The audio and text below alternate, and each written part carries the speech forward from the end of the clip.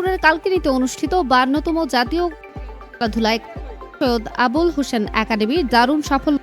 School বালিকা ও kabaddi champion, kabaddi বালিকা ও handball বালক বিভাগে রানার্স আপ হয়েছে।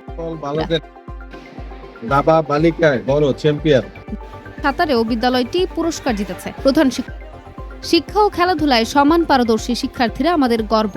প্রত্যেকটি প্রতিযোগিতায় আমরা শ্রেষ্ঠত্ব অর্জন করি।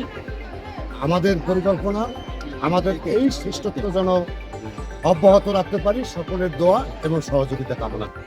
জানাচ্ছেন নিয়ম অধ্যাবসায় ও শিক্ষকদের সহযোগিতায় তাদের বিকাঠি। উপজেলা পর্যায়ে চ্যাম্পিয়ন হয়েছি। ভবিষ্যতে আমরা এই দাবানে আরো শান্তি পর্যায়ের প্রস্তুতি শুরু হয়েছে। জাতীয় পর্যায়েও আরও গৌরব অর্জনের আশা রাখছে একাডেমি।